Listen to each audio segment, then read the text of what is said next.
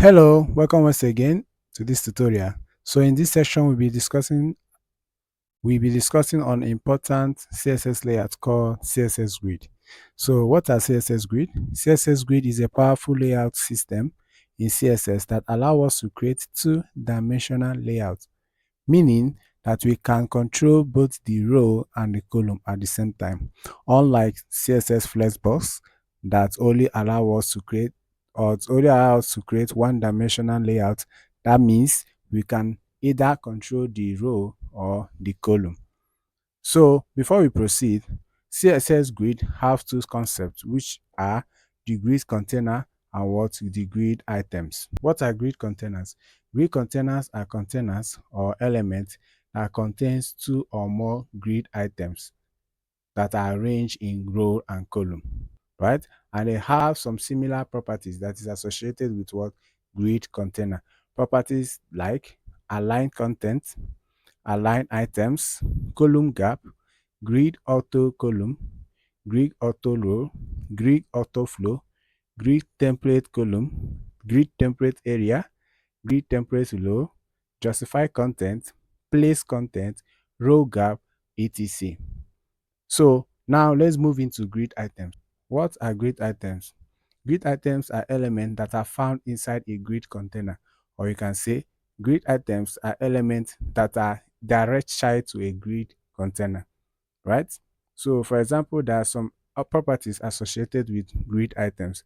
Properties like align self, grid area, grid column start, grid column end, grid row start, grid row end, justify self, plan place self, so and so on and so forth. So now let's talk about spanning, or what you call spanning grid items, or you can call it spanning grid items. So what actually does this mean? So it means that a grid item can span over multiple columns or row in a grid container. That is to say, we can specify where actually we want the item to start and where we want it to end. And there's some property we can use to achieve this. Properties like grid column start. Grid column start specify on which column line in the grid container do you want the grid item to start. Then that of grid column end specify on which column line in the grid container do you want the grid item to end.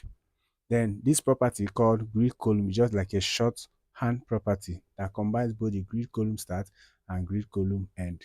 The same thing applicable to grid row start. When you talk of grid row start, what you're saying is that you want to specify on a particular row line on a grid container you want the item to start. In that of grid row end, you are specifying on a particular row line you want the grid item to end. Then the short property or the shorthand property for it is what we call grid row. So that is, you are just specifying, combining both the row start and the row end. So let's quickly dive into a demo project to demonstrate what we are explaining. So for example, here I have something like this. So you can see automatically here I have a container housing like up to 6 items. So now over here in my styling,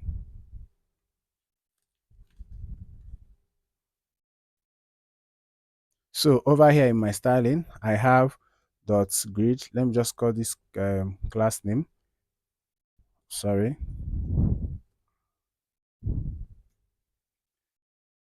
dot grid container. So now, how do we initialize a grid container? We simply do that. We simply do that by setting the display property to grid.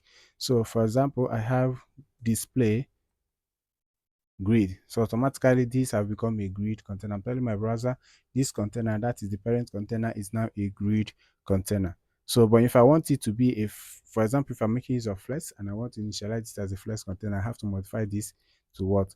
Flex. So automatically this is a flex container. Either you call it a flex or a flex bus.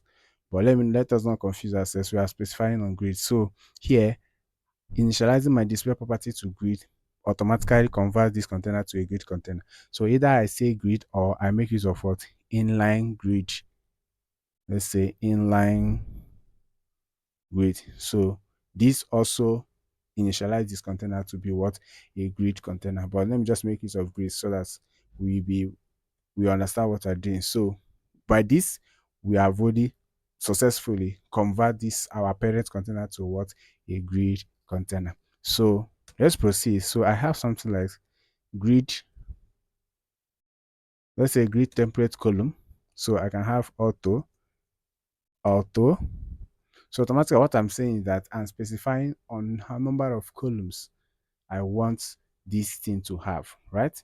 So this grid template column is specifying number of columns I want. So grid template column and specify on the number of columns I want it to have. So okay, let me just go further and style my grid items so that you can be seeing what is happening. So okay, let's say my grid items, I have the class name to be dot box, right? So I can decide to give it a background color of, let's say, blue, and then let's give it a color of white. Let's proceed with padding. Padding should be, let's give it 15 pesos. Let's proceed with another one, which is okay. Let's say border radius. What is happening? Why is our this thing not showing? Okay, sorry, I made a mistake here. This is blue. Okay, so let's give gap here. But that's what is causing. There is no space on this item. So let's give it gap of let's say 10 pesos. So you see that space out. Okay, I can just decide to increase it to, let's say, 20 pesos. Okay, we have something nice. So we have a background color this, and then padding this. So we can decide to have more other things. Let's say border radius, so that we have a very smooth curve edges. So we can say border radius to be what, 10 pesos, right? Good. So we can proceed to have our text aligned to be center so that the text will be on center instead of being on the left. So we have something like this. So let me just increase my padding so that I can have more space. So okay, right. So this is what we have. So now let's proceed. So here we can notice that we have two columns because we make use of what, grid template columns, right? So if I want to increase it, let's say 4 columns, I'll just have to put auto and auto into 4. So automatically I will have what, 4 columns, right? That is my items, my grid items occupying 4 columns of the grid container, right? So I can do as many as I want with this, right?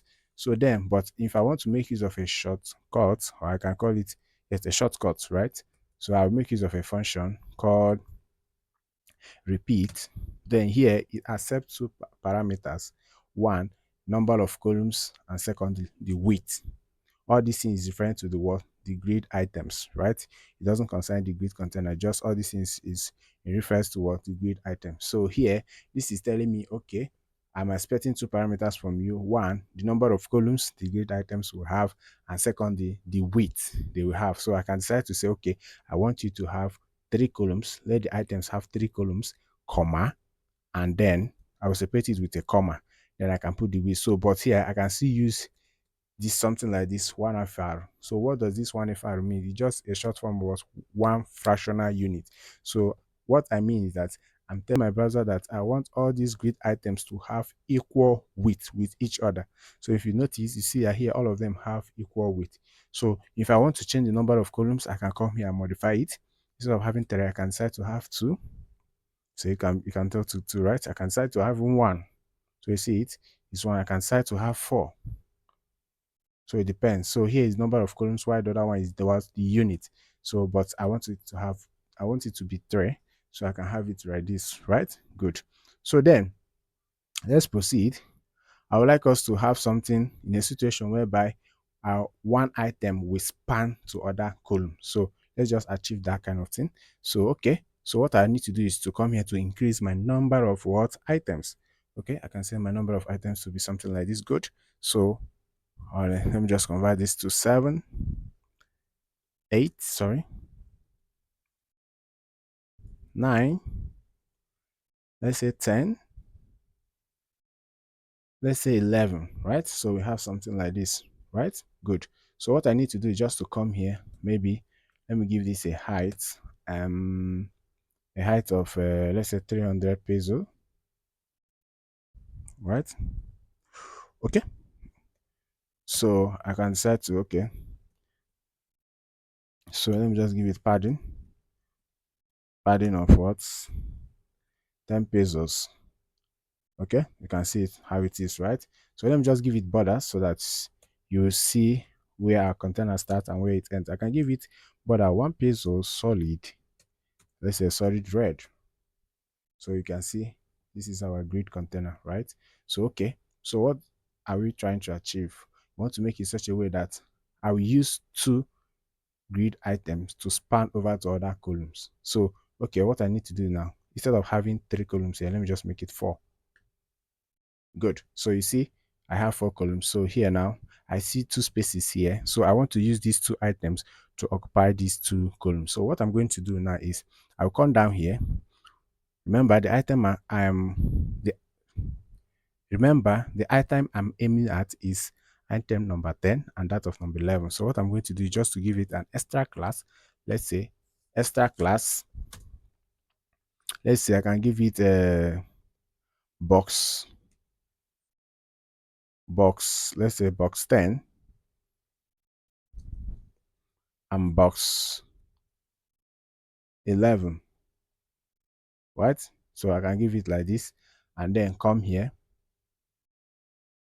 and style it. So what I'm going to do now is box 10. This is a class name. So I want you on grid column. Remember, we're specifying on column, right? So I want you to start on 1 and span. I can use this span to what? 3. So you see what happened. So it starts from 1 and span to 10. So this is what I told you guys about spanning of what grid items. So I can decide to say, okay, the second one, which is dot box,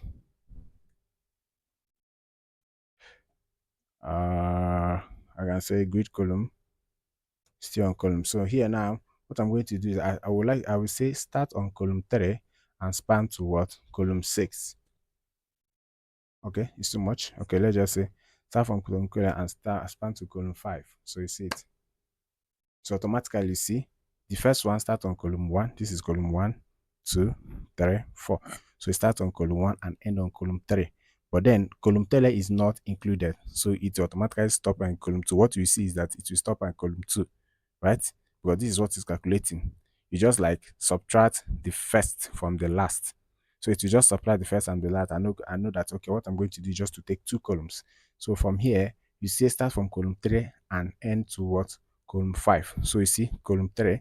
So it will also subtract the first from the last and said, okay, only what I need to occupy is just 2 columns. So that is automatically what happens here, right there. So that's how we can span each item from one column to another. So I hope you find this video helpful. Thank you for watching and I hope to see you in the next one.